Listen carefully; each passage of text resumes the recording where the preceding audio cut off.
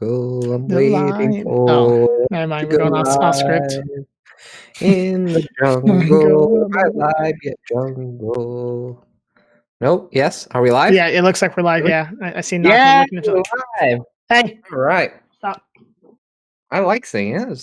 That's how it goes. All right. Welcome back, everyone, for another episode of the Bearded Kevin podcast. This week we have our wonderful friend Schex Tyler on today to talk to us about the wonderful world of improv. Not just improv, also how he joined the Sharkims and Friends family and how Seattle Children's Hospital has helped him out in the future along with his line of business. Kev, you want to say anything before we introduce our guest? He's I personally haven't talked to Schex a lot. He's been around for a few I guess like community things. But I'm excited because I don't know all that much about him. So So yeah, I'm I will just say that Chex is my soulmate. That's how I identify him as. He's the most beautiful man in the world. But further ado, let's go ahead and introduce our guest today. It is Chex or Tyler. Come on out and say hello to everyone. Hello, everyone. I am Chex, aka Schex, aka Bill, aka actually Tyler. That's my real name. Thanks for having me, guys. It's good to be here. good to see you. Yeah, Good to see you, man. likewise. No, Z-Core. We do not refer to him as that name anymore. He has the old name, and he is now just Chex. I still But- have to change my yeah. Twitch account. Can you Is even your get Twitch checks? account still- You got no chance of getting that. It's still so. If, for those who do not know, Chex used to go by butt checks, and the phrase was always "butt checks is the best checks." And he has now grown up after the past 6 years since I've known him to just become Chex. I'm just as hurt as many as you are. If you thought butt checks was a better name, I love butt checks, but that's just me. Who doesn't? You know. Yeah. I hope one day that is saved and streamed for everyone to hear. Yeah, Off to a good Yeah. start. But welcome, Tyler. Thank you for giving us your time. Let's go ahead and get started first with, as all things with Sharkims and Friends, it begins with Sean or Sharkims. How did you come to know Sharkims and meet him? Oh man, so wow. 1969. Sean and I both got drafted and we went overseas. No, Sean and I did improv together. I don't remember the exact year, but I want to say it was probably, what would you say, Sean? I'm already calling on Sean. 8 or 9 years ago, maybe was our first improv overlap together. Not 100% sure. It's been a long time. So yeah, we met in improv, and we were doing that for quite a few years and became good friends there. And then yeah, we just remained friends thereafter. We started streaming together around the same time. I want to say 2016, 2017. Sean, correct me if I'm wrong. Yeah, 2016, 2017. Okay. That's about right. I mean, man, I will say, like, your guys's, but I think you were there for when he was building the PC, right? Or when he was delitting the CPU. I forget which one you were for there. Oh, one of the. I remember you just giving the most random narration, not knowing what's going on, just like say, like, describing how the flux capacitor links in with the BT901, and if you couple them correctly, then you get a surge in efficiency, which leads to an insane mega hash rate. Am I right, guys? Like Ethereum, right? Yes, Am I allowed to say that? All our minor friends in the audience will agree with you. Okay. More mega hash, more better. Yep, it's the BT901. Do you really want to lock that down and put the thermal paste in the receiving switch coupler, and you're good to go. And we saw it all live. And it wasn't just that. I just remember you also were there for the whole entire "let's take our shirts off and jump inside the pool" stream. What else were we there? Then you were there for the famous Chilean invasion. That one was a fun one. Terrible. Oh man, the humble beginnings, right? Sean and I playing Monopoly 1-on-1, and we get raided by all of Chile. Man, those were good times. I forget, they kept wanting you to say something. I don't remember what it was. Yeah, it was. I don't know if we should repeat the phrase. Did we tell Sean not to say it because it was something inappropriate? It was something very inappropriate, but I just remember they kept like trying to make them repeat the phrase, and that was good times. Yeah. All they were doing was just playing Monopoly, and all of a sudden these Chileans like just start flooding, like thousands of them. Like what was it like? Was it 13th? I don't even remember how. I think it was 1300, like max viewers, something like that. It was a crazy day. It was, yeah, that was quite the raid. It was, yeah. I remember Sean we had him on the podcast. He was explaining like all it was you were just slowly killing him in Monopoly. Like he was just waiting for he already knew he lost, but you didn't have what you needed to win, but you had enough to kill him already. Yeah, the slow bleed. Sorry, Kev. That's fine. I don't think I've ever actually won a game of Monopoly, so I have, I'm very experienced in the losing that game category. Yeah. Yeah, it's a tricky game, you got to really have capitalism in your blood in order to excel. And it's certain disdain for your friends in order to make such unprofitable trades and then sell them on it, So, and of course there's luck involved in Monopoly. But or as Zcor in the audience says, you just decide to stop playing. I agree with that. I can honestly say 80% of my games have never been finished playing Monopoly. Yeah, I mean, especially with, I'll tell you one thing: if you want to play a good game of Monopoly, take every house rule and throw it in the garbage can. Take the garbage out and put it in the metaphorical dumpster, because Monopoly is best played by the actual rules, and then you won't have a long drawn out game. That's what kills most people. Is we all learned these rules when we were kids. Free parking, huge pile of money.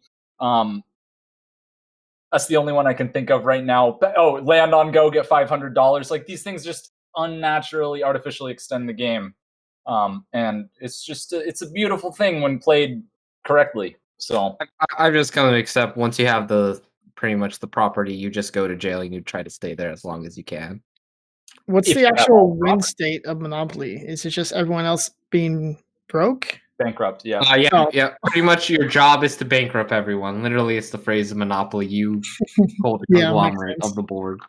But with that, let's go into this was your first time joining us on the 24-hour stream, this latest stream, if I'm correct. How was it for you? Did you enjoy it? It was incredible, yeah. I wish I could have been there more for that one. The primary reason that I have not been able to join in the past is because I've been working two jobs for quite a while now. And one of them, the one that I've had for the last 10 years, has been full-time 40-hour shift on the weekend, which if you do, you do the math, there's very little time to carve out a 24-hour chunk of that to play video games as much as I would love to. So in the past, the most that I was able to cameo was just to pop by in the morning. And this was all before COVID, right? So my time with the 24-hour stream has been so limited. And this last one that we had just a little bit ago, I was still at the weekend job. Now I am no longer. So that was a little teaser, a little nibble of how things are going to be in August when I finally get to join you guys for a real full. And I have no idea how it's going to go. Right? You guys were all such troopers, and I only played for a couple hours or whatnot. I was already getting tired. So I was excited when you were on because I had to step away for just like a small emergency and stuff. When I came back, you were on and we were in ARC, and I was like super excited. Yeah, when was the last time I got to play with Schex? Yeah, I will say there's no shame in falling asleep on stream, only because I've done it. Yeah, I'm gonna paint eyeballs onto my eyelids, so if I do fall asleep, you guys will just think I'm like doing a character, you know, a snoring character, but then you'll see my eyes; they'll be super realistic. No, I mean, like, shame confession, my first stream I ever did, I lied about needing to go to the bathroom, and then I was sort of like how my camera was phrased, I would like duck out, and my bed was right next to my like monitor, like setup and everything. I would just like curl up in my bed, and I'd be like 5 minutes. I can pretend for 5 minutes I'm in the bathroom. Yeah, right now I've got no escape for that. As you can see, my dog occupies my bed when I'm not in it. Yeah. So you go off for a quick cuddle, but you'll still be on camera. So Yeah, exactly. So I gotta come back. Yeah. All right, Yeah. and so let's go ahead and go with. I know for you, we talked a little bit that Seattle Children's Hospital is like a very important thing. Like the message Sean is delivering and Sharkims and Friends delivering, you know, focusing on it. It impacts you as well. You want to share that with the audience exactly how it impacts you and exactly sort of your line of work and how you interact with Seattle Children's Hospital yourself. Yeah, so I don't have a direct line to that. I don't have any sort of like direct connection with them. But I guess it would make sense to give the background a little bit first. So my weekday job is I work at a place called Send In Center. It's in Bellingham, and it's a behavioral mental health agency. And I'm what's called a behavior technician. So I work with young people who have um, neurodevelopmental differences, primarily like autism or this and that. So sometimes, and I cannot get too detailed. I was thinking about this a little bit today because I knew a question like this or whatever would come up, and I have to be very careful with HIPAA and everything, so I can't obviously give too much details. But Yeah, go deep into it. From time to time, situations will develop with some of my clients that become too difficult for the families to deal with, and we're not there all the time. We are not overnight staff. We're not there 24 hours like I was at the weekend job. So we're very limited in our role. We're there for a couple hours a day, and we're doing therapy, and but that can only go so far, and there are so many factors that go on behind the scenes in someone's life that can contribute to developing behavior patterns and the like, and whether it be physiological conditions like a seizure disorder or medications to counter that, or past trauma, or divorce, etc. There's so many things that go into this, environmental factors, and when those, from time to time, those can become too much, and I would say probably half to a little over half of the clients that I've ever had have at one point or another had to take time at Seattle Children's, which is always very shocking, and it's hard. It's hard for the teams because we know, one, we're not going to see them for a session, maybe 2 sessions, maybe a week, or whatnot, because it's all up in the air. That's like crisis level situation. Um, and so it's hard on us. It's hard on the families because that's a really difficult decision to make. And I can tell you from over the years, at first I didn't know what to think, but over the years, I've come to trust and know that when that happens, when I know that one of my kiddos is going to be hospitalized and likely head down to Seattle Children's for a weekend or for a couple days out of the week or whatever, I know that they are in such good hands, and they always come back with this, like, the jump start, the reset that they needed. And I've never met anybody who works at Seattle Children's. I've never seen their department. I've heard incredible things. It sounds like paradise, like I'm pretty much an adult kid, and the way it's been described to me, at least that department, I know Seattle Children's is a big thing, but it sounds like a lot of fun. So it's always very comforting to me to know that my kiddos are in good hands down there, and thus very personal this mission. And yeah, I mean, I want them to have all the resources that they need in the world, because across the board they do incredible work. And I know a lot of young people who from time to time need them, and hugely comforting, a godsend, if you will, to know that they're in those hands. So Yeah, I see. I work in a behavioral health department right now. Like I do help desk stuff, but I don't actually like directly interact with people. But I see a lot of the I guess like the procedures that come through for such and such, and generally it's more older people for us. But I know for you, it's more dealing with these issues that start at a younger time, which is more important to deal with then, so they don't actually become problems now. And like occasionally I'll see one thing and it'll just like I'll just like stop in my tracks. Like, really? It's just mind boggling that that people deal with these things on a daily basis, because I don't really, I've never had those issues in my life. But it's eye opening.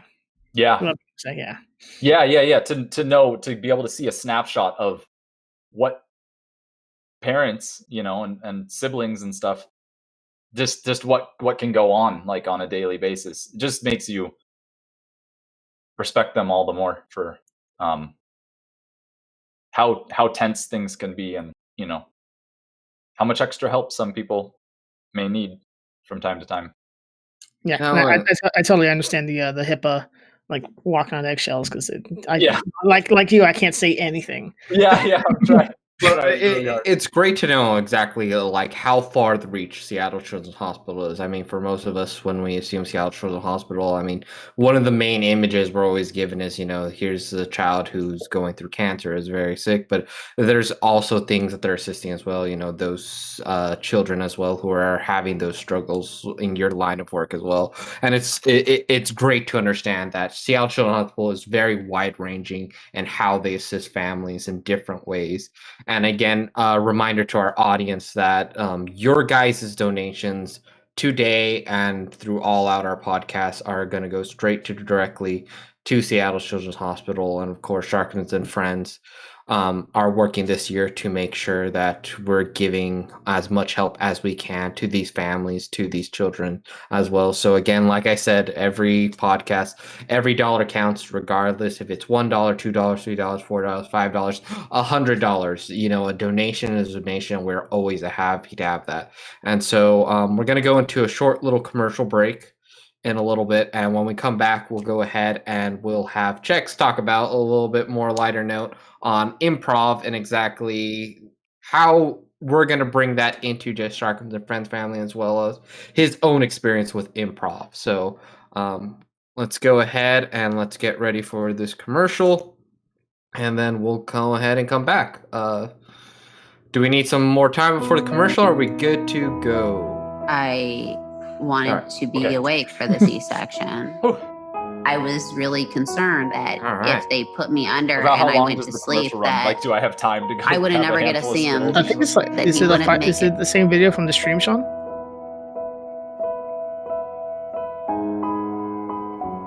Yeah, we got 3 minutes here.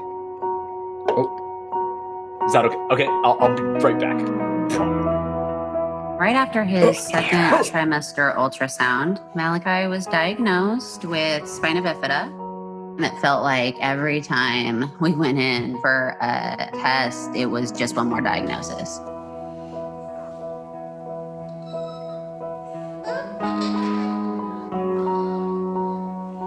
On day 1, he went in and had a spinal surgery to close up the open part of his spine, the spina bifida. And on the second day of his life, he went in for brain surgery to have a shunt installed to correct the buildup of pressure, which can be fatal.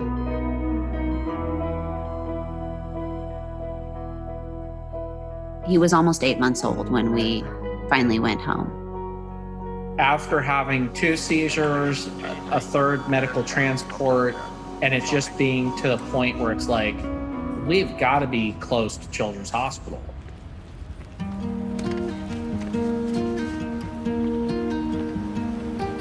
Throughout Malachi's life, we have built the absolute best village. It's the coordination of care that really sets things apart for us. The medical teams are top-notch. It's everything else built up around the medical care that really makes us feel safe and at home when we're there. And that is the stuff that the donors provide. When people give and support these programs and services, they're really bringing back light.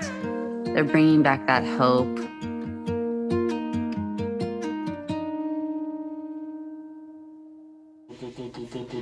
It's fascinating to watch a child who has so many things going on and is laughing and happy. And where he's at is because of that care he received. As parents, we do anything we can for our kids. We just hope it's enough to give him the ability to live a life that he chooses. One of the hard parts during my pregnancy was thinking that he was going to be born in the early part of the year. I was so afraid that he wouldn't make it to the next Christmas. And Seattle Children's lifted that weight off our shoulders, and they were like the family. They were the second home. They were the everything.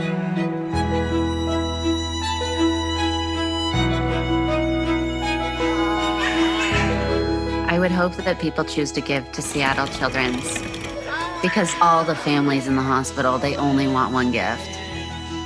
They just want their kid to live.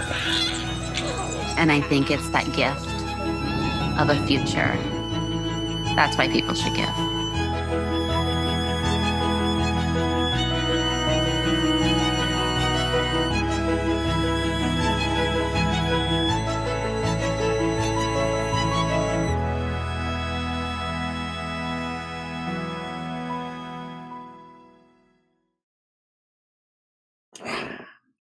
Was I supposed to do that too? No, I was just screwing around.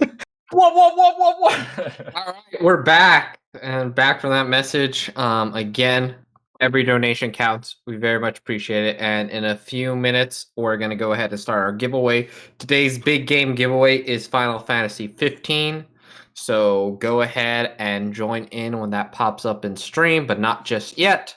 But let's get back to our wonderful guests, Tyler or Schex. And let's talk about improv. So improv, for those who are not very much well to the wise, what is improv, Tyler? What isn't improv? I mean, it's everything. It's life. It's totally not a cult.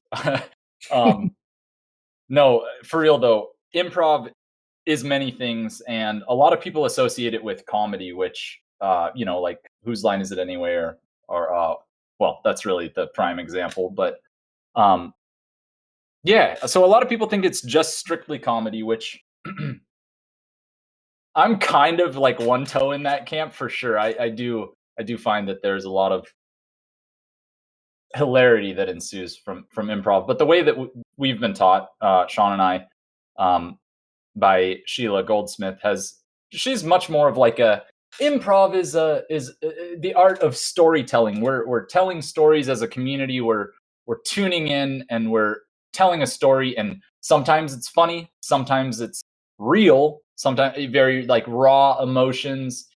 You're telling stories that have this. They're distant enough from our personal experience, and yet they're a shadow is not the right way to say it. They're a mirror of human experience, and oftentimes they take on such like a gritty realness to them that you don't get from just talking about life. It's hard to explain in that sense, but yeah, when you're able to this is a rare thing nowadays, when you're able to gather a group of people and then drop your guard become vulnerable with those people, and you get this ratcheting up of trust. You lend them your trust, and you're vulnerable and raw with them, and they do the same for you. This beautiful thing comes out of that.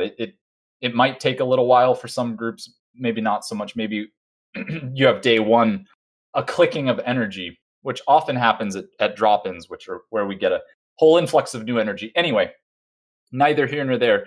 It's a beautiful thing that happens when everybody's willing to take off their armor, because we all wear armor to go through life and survive. It's just that's part and parcel.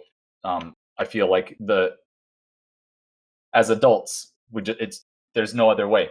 But improv has been a place for these last 10 years to, bit by bit, doff the armor, as they would say in D&D 5th edition.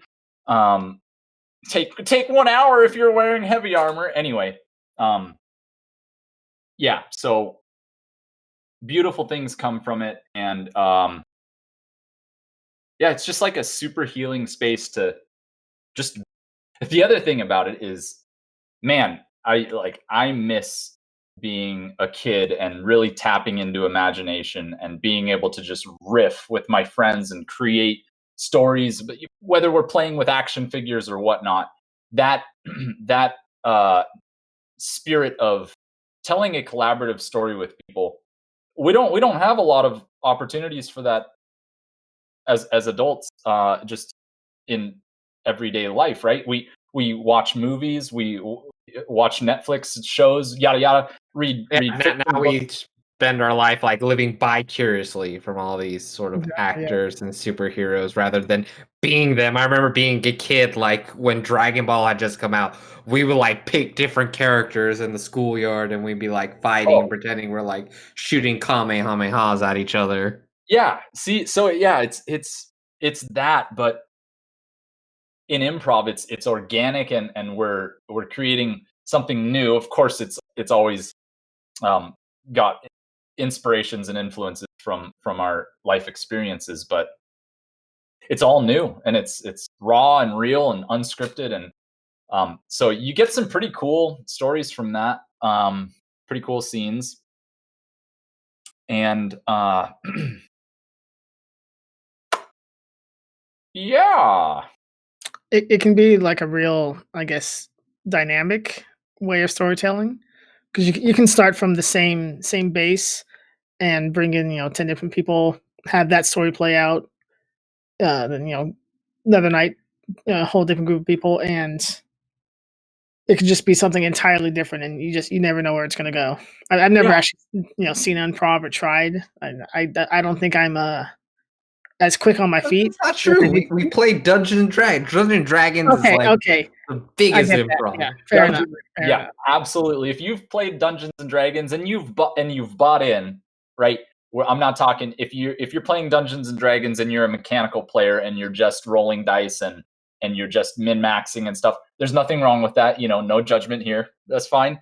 But if you're buying in and you're playing your character, you're breathing in the story, the environment, and you're bouncing things off of your other players and creating, that's collaborative storytelling. You're telling a story with your adventuring troupe and with your dungeon master, and so yeah, it's D&D feeds into improv feeds into D&D. It's this beautiful symbiosis. And I say the same thing about work, like the line of work that I'm in. Oh, it's so good. It influences improv. I get ideas of, ways to carry myself, things to do with my hands when I'm in a scene or whatever, voices, yada, yada, yada.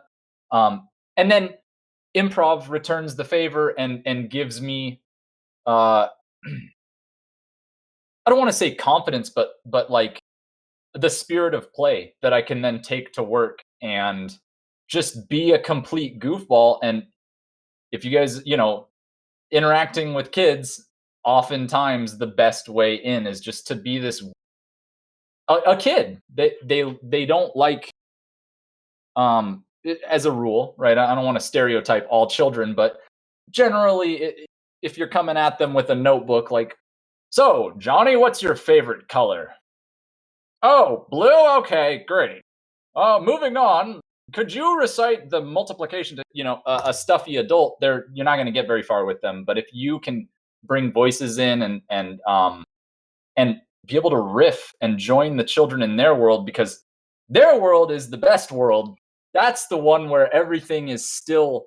We're still in the. I can't.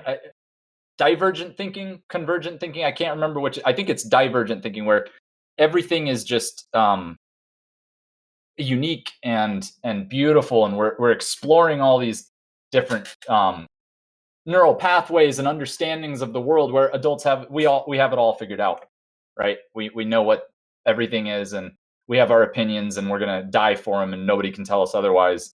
And kids are like, why is this the thing? Why is that way? How does that work? Magnets, how do those work? Yada yada. It's so cool, and improv lets you slipstream right into that way of thinking. So. No, and I love that. I mean, I think you and I talked when we first met. Like your job, I used to do when I was getting my teacher credentials. Sort of, I was doing as well. But we were called like behavior interventionists, not behavior technicians.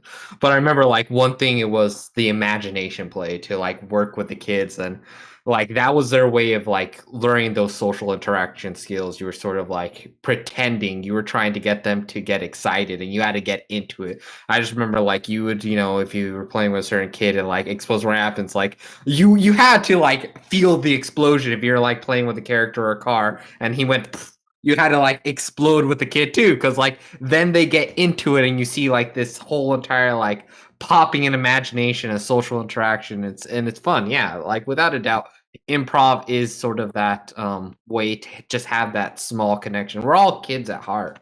Yeah. And I totally get that. Yep. You don't stop playing when you get old. You get old when you stop playing.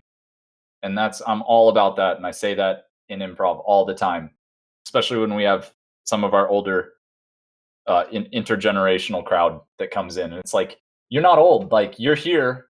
You're having fun. We're making jokes that span 80 years, of world history or whatever. It's like, keep playing. Don't ever lose that fire, because to me, that's what life, like, that's the spice of life, So kids can be so unpredictable, and kind of they just go from one thing to another thing to another thing, and just you never can tell when they're going where. But it's always interesting just to like sit back and watch them. Like I have my nieces, and whenever I see them, they're just bouncing off the walls doing whatever. So like, we grow up as adults. We kind of like, oh yeah, we did this, just checking things off a list. It gets monotonous after a while. You get in your rut. Yeah, yeah. You pull in, you shrink. Life just, Yeah. I got to deal with all this stuff, and this is how I do that. And just how did you actually jump in improv? Like, what was your starting off point? So I think, as silly as it sounds, I think I really enjoyed some of the icebreakers that I did during college at Western Washington University. I think maybe it was Shoreline probably first ignited that, like these dumb icebreakers we do at the beginning of a new semester or whatever, to like get to know our classmates or whatnot. And I was like, this reminds me a lot of watching improv in high school, of watching my my classmates do improv in the little theater down in suburb of Seattle or whatever. Like, man, maybe I should try improv. That could be kind of fun. If it's anything like this, at least I'll be meeting people and like socializing, playing dumb games. Like, what's the worst that can happen, right? And so I think I let it slip that I was thinking about this to my family, and then sure enough, on my birthday, oh god, it was like my 21st birthday or 22nd birthday or something, they got me a three session course with Improv Playworks, and that kicked it off. And I Yeah, I didn't look back. It was just like, oh my god, these people are so fun, and this is such a magical thing. So yeah, I was definitely exposed to like Whose Line Is It Anyway, and other kind of improv-y type things, but I never really like bit off a lot of that. It was more just like I'm feeling a little isolated after college. I just graduated, so it was 2010. Not to date myself, but hey, who else will date me, right? 2010. Just got out of college, and I was kind of like looking for ways to not be isolated anymore, and thought back to those icebreakers, and was like, "Yeah, I'm doing improv." And then 10 years later, here I am. So So going with improv, what exactly is sort of like?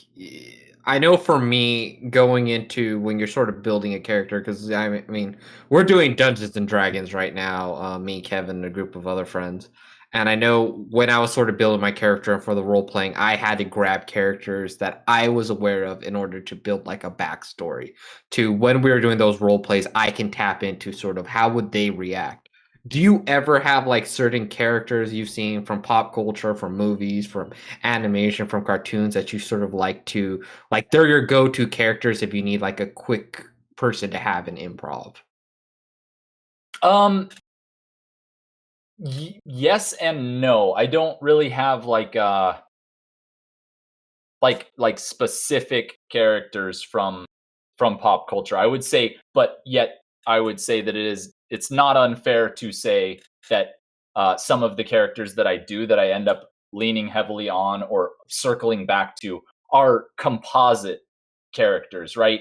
Um, there's one like kind of hunched, character that I do with like this like creepy little scampering walk or whatnot that fits in certain scenes. And I don't mean to bring this character out. This character doesn't have a name. It's just a way that I hold my body, and a voice then that comes out of me when I'm holding my body like that. But it's very much influenced by like Gollum, or that's probably the only example I'm gonna come up with, which was gonna lead you to think that I'm just copying Gollum, but it's this like little composite of mannerisms. Igor, from Young Frankenstein, or just Something um, happened. Everything okay, Sean? We are going through technical difficulties right now. We have lost the faces. I hope you guys can still hear us. you can't see, but my hand is covering my webcam. Oh, okay, there it is. There. Are we good? Yeah, we're good. Yeah. Yeah. So you get like little threads, like little flavors of these characters that end up coming together and creating a composite or whatnot. And like kind of film noir type, like it's not any one specific character, but more like archetypal, a blend of archetypes that fits one, I don't know, a one size fits all character. No, And I get that. Yeah. Like right now in D&D, I have a rogue, and I make sure my like rogue is the sort of like dark backstory, but I like make sure to have some real lighthearted comedy. Like I make him act like Brock whenever he's like ever sees like a woman, an attractive woman. And I make sure to listen to my DM how he describes whenever a woman comes in. I just like, okay, he's gonna act like Brock. He's just gonna go introduce himself, and I know like I'm gonna automatically fail because there's no way my DM's gonna try to like flirt with me. It's just gonna be awkward.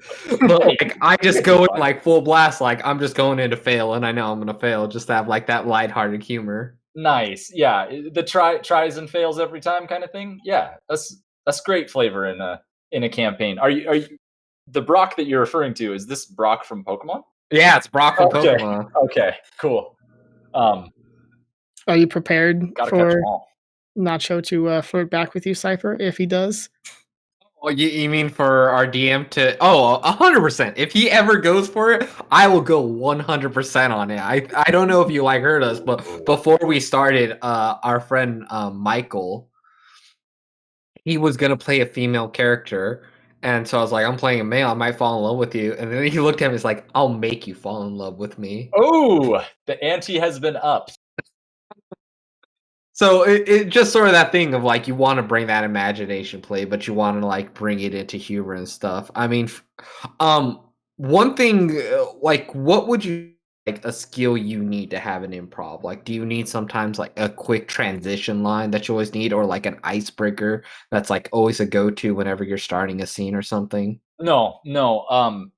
I the thing that I hear most when I'm telling people about improv, and this is pretty much across the board, is like, oh, improv? Like, I could never do that, or I'm not fast enough, or whatnot. Like, insert excuse here, and that's fine. I get that, because like I can totally relate. That's exactly how I felt in high school, for instance. It was unthinkable to be up on the stage. I was in my shell back then. Like, until senior year, you couldn't. There is no way I would have been jumping up on that stage in front of my peers in high school. Like, social suicide right there. So no, there's no. I would say the less that you rely on any cheap tricks or whatnot, or um, things that you might think are. I don't get me wrong here. I don't feel like I'm sending the wrong message here. There's no one thing that anybody has. I think that that everybody who wants to possibly do improv has to have. I think anybody can do improv, and it can be like everybody brings their own spice to the mix. Not to go back to the food analogy, which it seems to be a thread already. But everybody, their own unique style is fantastic, and we're you don't even need verbal language to be a storyteller. Like, that's another that just shows how um you don't need it, right? I don't know, that's an extreme example, but no, anybody can do improv. That is the caveat that I wanted to mention, is I'm not at all saying that you can't use reincorporation or inside jokes, or like you were saying, like a transition line or something. Absolutely. If in a given night there is a thread that you feel going throughout the night, maybe the theme is aircraft carriers, or toilet paper. I don't know. Like, some theme has developed of the night, and there's been one joke or one story that was told that involved X thing that may get reincorporated back throughout the night. Go nuts. Go nuts with that. Everybody loves reincorporation. It's you're tracking the story, and it becomes it links it. It creates this like family tree of the night, where all of a sudden we have a night that has this whole theme, and people are looking for it to be brought back in and reincorporated. And so when you see that little spark, when you see that opportunity to bring it back in, you pounce on that, and it's wonderful. It's beautiful. It's this thread that just goes throughout the whole night. So it's not. I wouldn't call it like a trick or a skill or whatnot. I mean, yeah. So share with us like what's been one of your most enjoyable improv moments, like a story or something that like just organically happened that still makes you laugh to this day, of like a ridiculous hijinks that might have happened when you were doing improv with someone.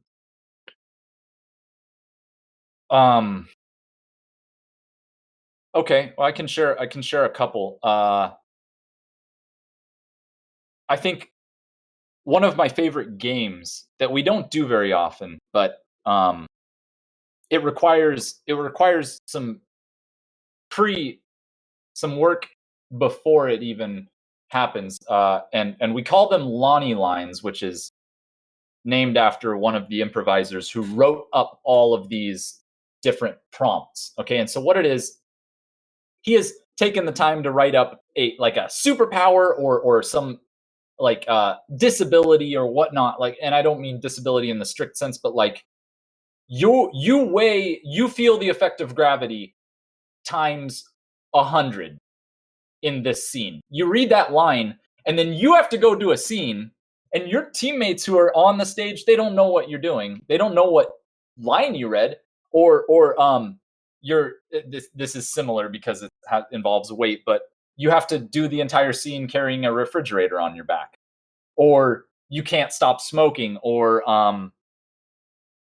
you have something, caught in the back of your throat during the scene. Just random things like these that just slightly tinge or tilt the scene and your character in the presentation. So one of my favorite scenes to be in was, and it's just, there are thousands of them, but one of the ones that sticks out to me was the scene where I got that very line that said, "You feel the effects of gravity 100 times more than normal."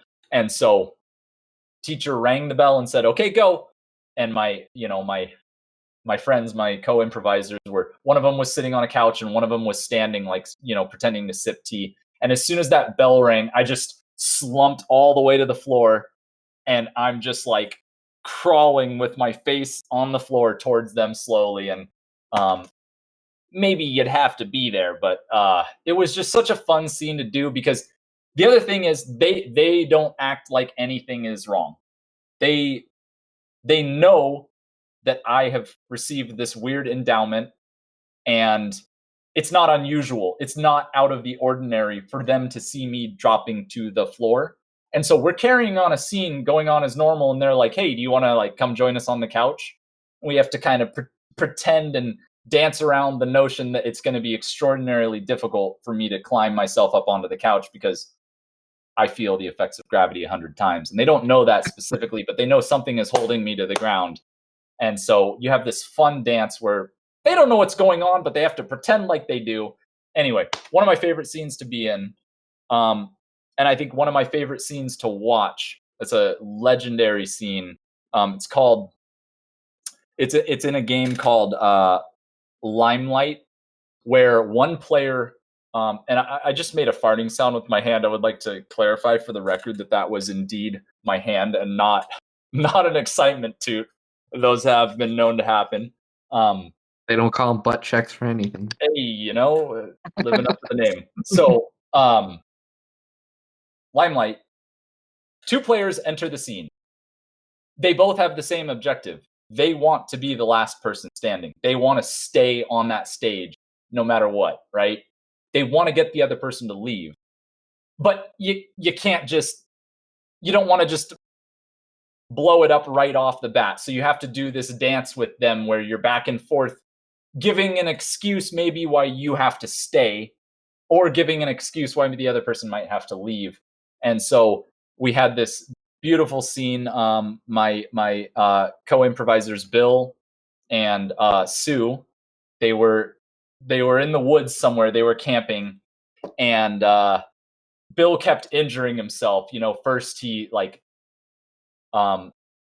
his leg split open or something, and he was like, "Oh, please go get a bandage or whatnot." And Sue would come up with some gauze out of her back pocket and splint his leg, and then he'd be like, "Oh, I twisted my ankle." Like, "Oh man, just leave me. The bears will finish me off," that kind of thing. And he kept trying so hard, and Sue was just, her resolve was unbelievable. And then eventually she revealed that she was pregnant. Not in real life, mind you, in the scene. And she's like, "Okay, my water just broke. The baby is coming now. Go get help." And that ended the scene. And I feel like it really is one of those things, like, you'd have to be there. I'm doing my best to paint the picture, but I feel like it just doesn't do it justice. But there you go. Those are two of the scenes that stick out to me. It'll never be the same, though. Would you say it opens up the door to like a competitive improv? Maybe is that a thing that actually happens? Like you go to like I don't probably doesn't happen now. A tournament, an improv tournament. Is that a thing? Do people do that? I don't know. Like cash prizes for, I don't know. I cannot see that being a thing. I mean. Why do you guys whisper to like, "Oh, that's Bobby Wagner. That's Improv national champion." Yeah, the black belt of Limelight. No, I feel like by nature Improv is collaborative and cooperative, and so it's only those games that are that are competitive, and even within those games, like you still have this like mutual agreement that it's like when the ante has been raised a sufficient amount, one person needs to just bite the bullet and bow out. So I don't know how you could actually do like a legit tournament with cash prizes when maybe with some judges and some really hardcore improvisers, maybe it could happen, but yeah. So, circling back into the Sharkims and Friends Foundation that we're starting, the nonprofit and everything. How do you see incorporating improv or your knowledge with improv into that? Good question. Really good question. You try really hard, try my best, and we'll see what happens. Really, that is the real answer. I have no idea how it's going to look. I can only imagine.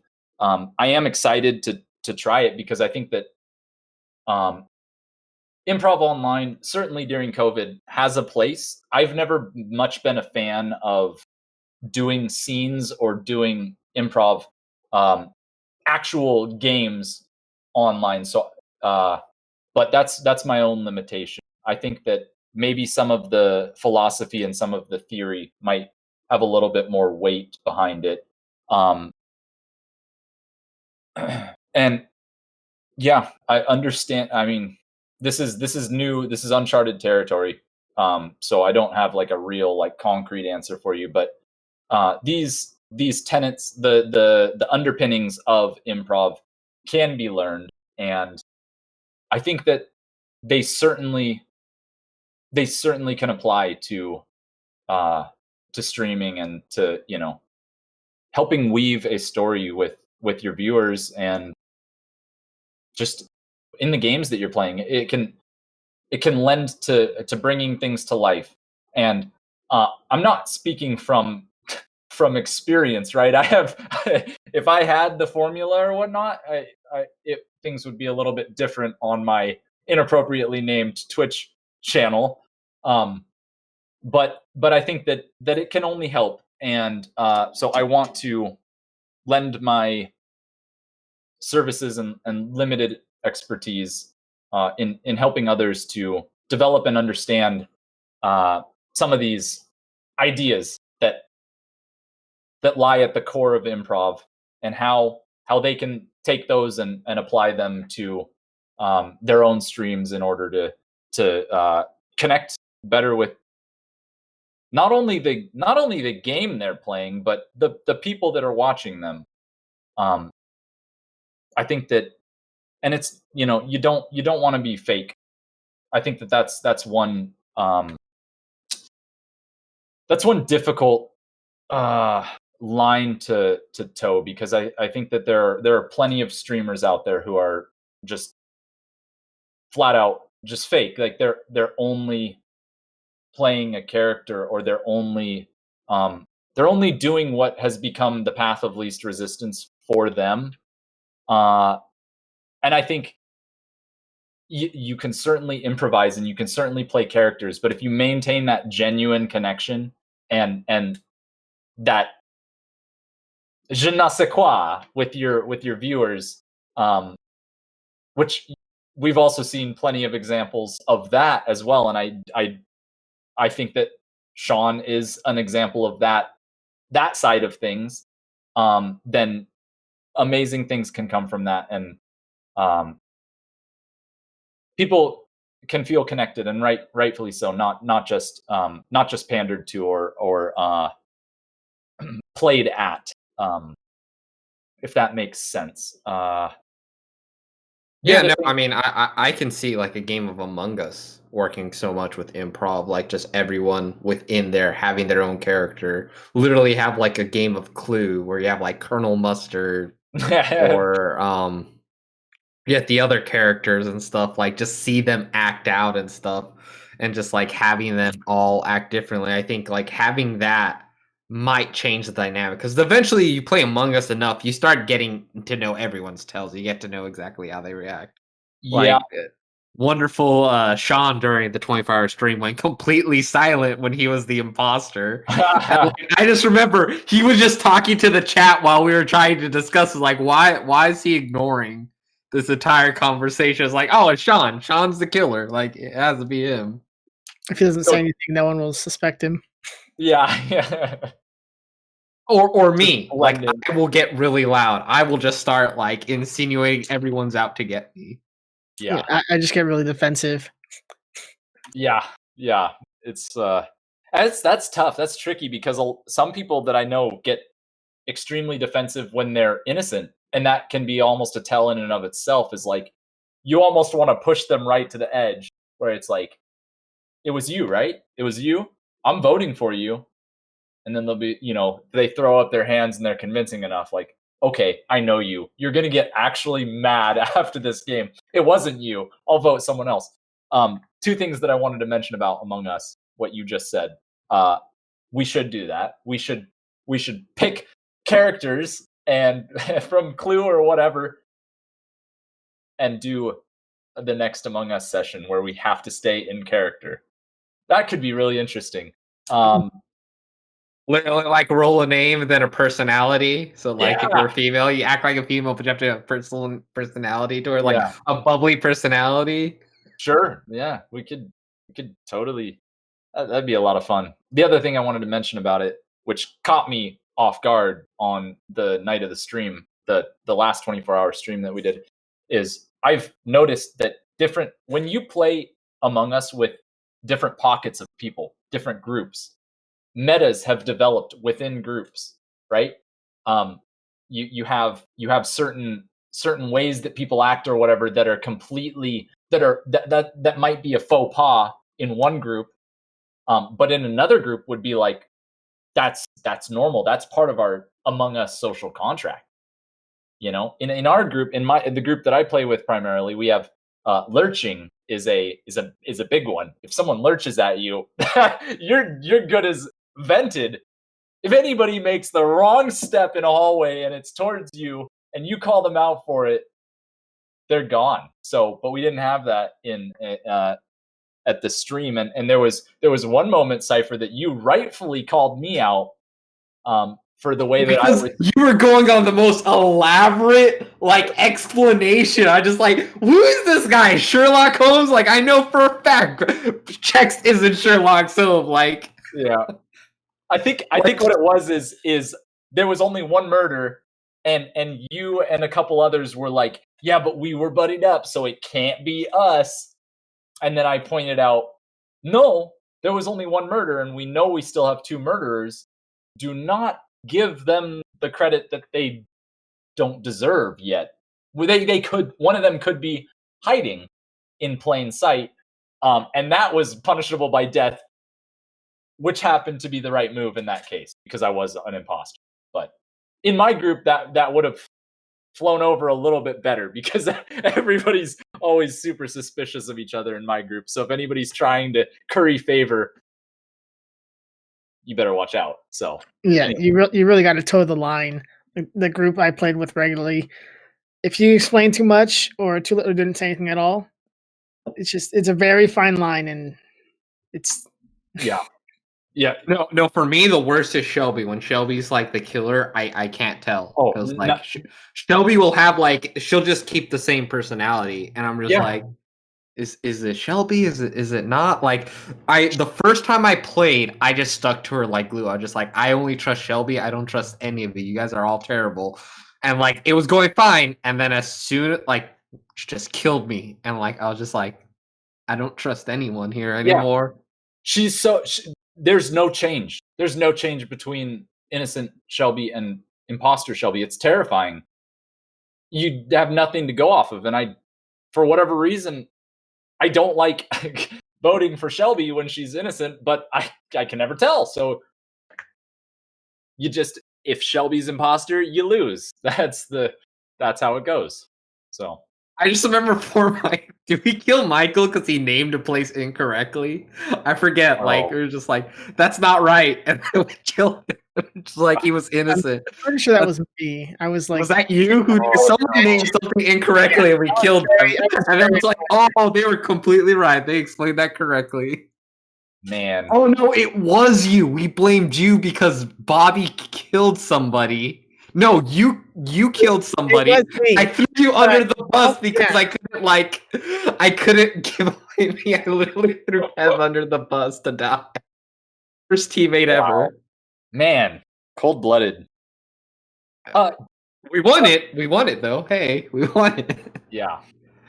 I don't mean to circle back, but I wanted to make sure that I effectively answered your question about how improv is going to tie into the Sharkims and Friends Foundation, and that I also explain with the caveat that I don't know, because it's got to be tested. The edges got to be tested.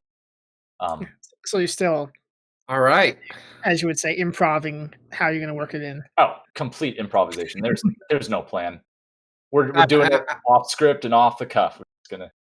And I hate to cut us off, but we hit the hour. Of course, we always ask for an hour, but of course we're gonna have you come back later on, and possibly we can have Sean come back later on. You guys can talk about your guys' own experience with improv and stuff, because eventually we just want to have a big group here, just talking, chatting, enjoying, having fun.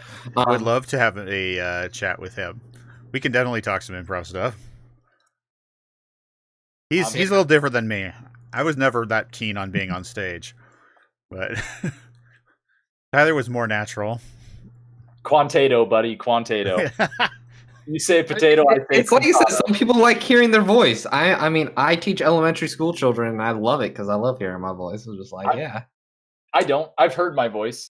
I hear my voice every time. I love hearing my voice. I won't be watching this recording because I know what it's going to sound like. Oh, just fun story before we leave.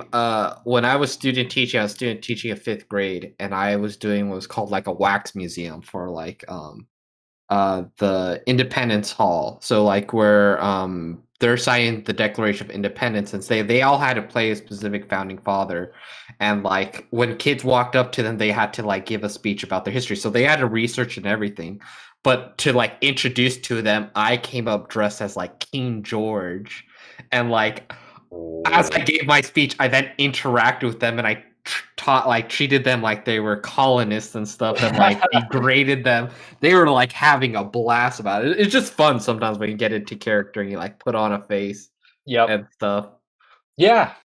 You can be yourself, or you can be anyone in improv, and it's a beautiful thing. All right. I know we started late, but let's go ahead and at least we're a little bit 3 minutes ahead of that hour. So let's go ahead and let's end this giveaway.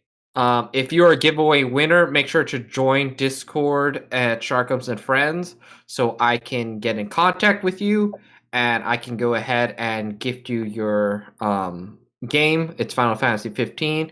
Itch 22, congratulations. Make sure to join the Discord. Once you're in the Discord, make sure to put in general, hi, I'm the giveaway winner, and then I will go ahead and DM you.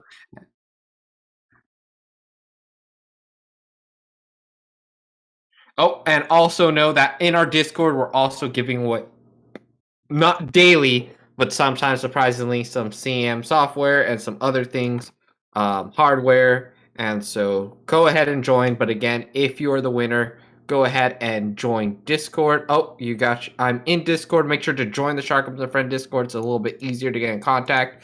I'll make sure to DM you, and then I will get your credentials for Steam, and you'll get your game. All right? So go ahead and join, and we'll see you there.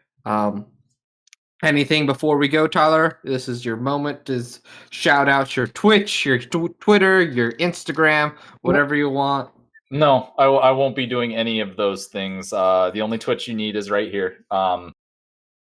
Thank you guys for the opportunity to have me on and take this time to get to know me and my backstory a little bit better, I guess. I am super excited to be a part of the team, and I look forward to spending some grueling 24 hours with you fellas here coming up in August, and many more in the future. Thank you for shedding some light on the, I guess, inner workings of improv. It's a very interesting I guess, hobby, lifestyle, if you may. Yeah. I hope I did it some I- modicum of justice. I'm very much so looking forward to making Kev join us for these. Yes.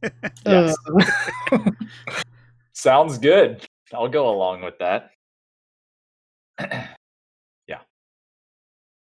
All right. Well, thank you all in the Twitch chat and anyone watching for joining us. Hope you've enjoyed this installment of the Bearded Kevin's podcast, episode 3 with Schex. Anything you got, Cypher? Nope. Thank you all, and we'll see you again possibly next week at a different time. But we'll let you guys know. Check the Discord for that time. But all the best and enjoy. Take care, everyone. Peace. Bye.